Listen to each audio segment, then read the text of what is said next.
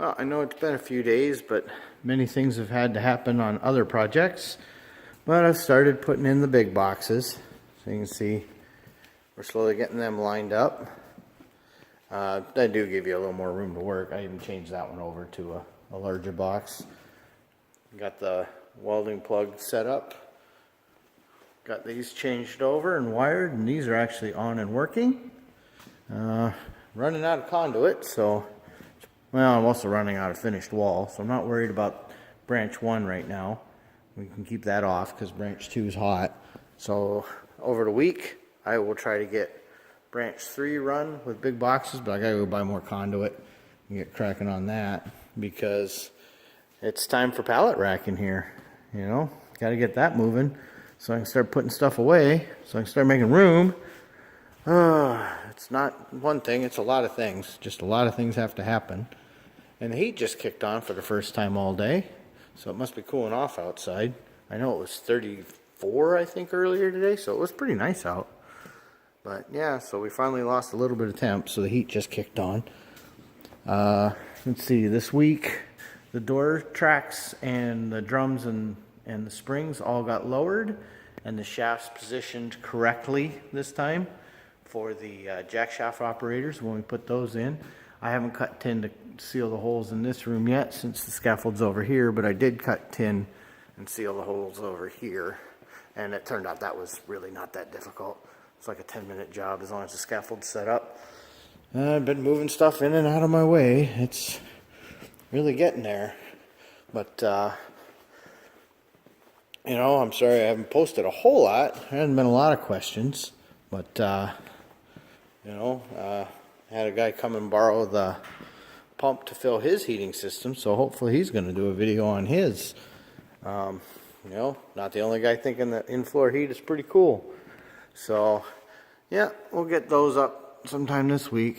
Those won't take very long, but we really got to get some, I got to get some insulation, I got to get more conduit, I got to start stringing more wire, get some of the, well, I can get all of branch 3 run. There's nothing left in the way there. I just got to move things out of the way.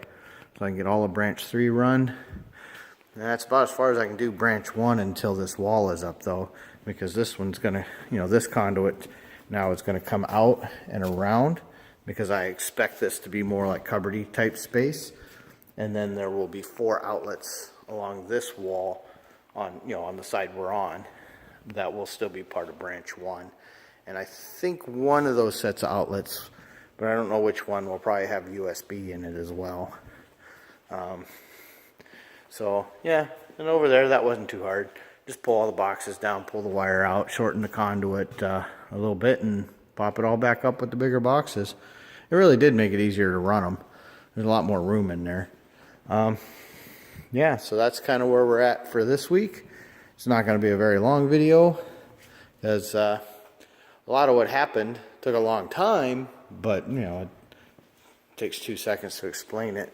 The other thing that changed today is with the door track moved and everything, we decided to go ahead and move that light over 2 ribs.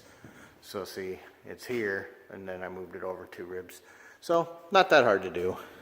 That's the whole reason why the conduit's on the surface anyway, so I can make changes without having to pull tin down. So yeah, that's where we're at.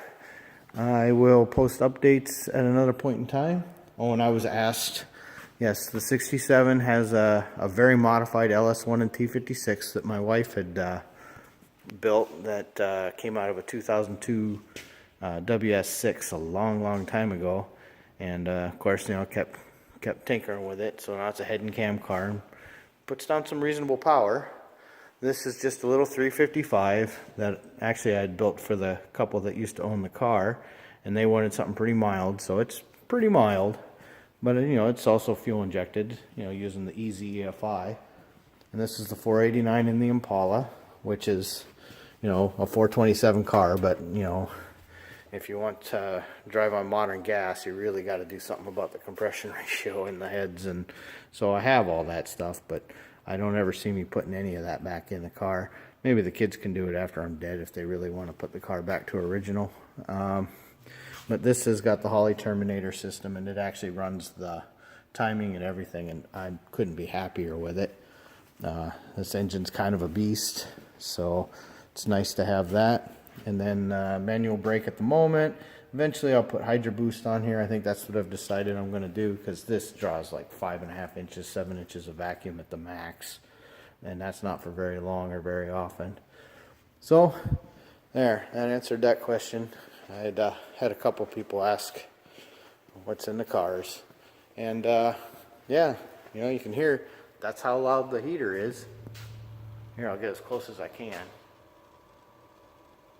Yeah, I can live with that noise. It's not that big a deal.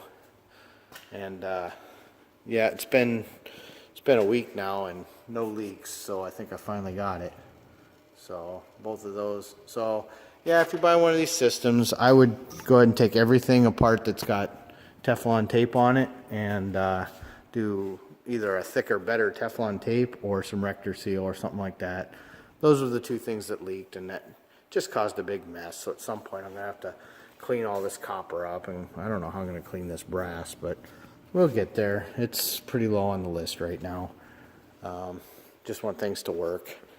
But honestly, I think as soon as branch 3 is run and we can then put pallet racking in there so I can start storing stuff, going into the Christmas holiday, I think that's going to become more the priority than working in here.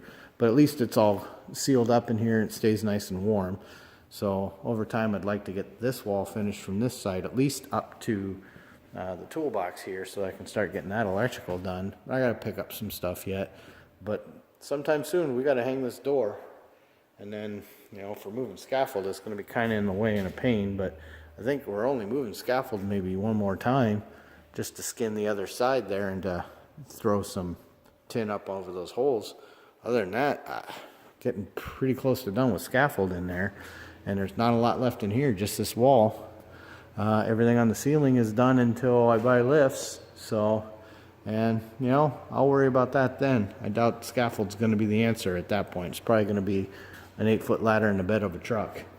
So, okay, that's what we're going to sign off with tonight. So, you guys have a wonderful week.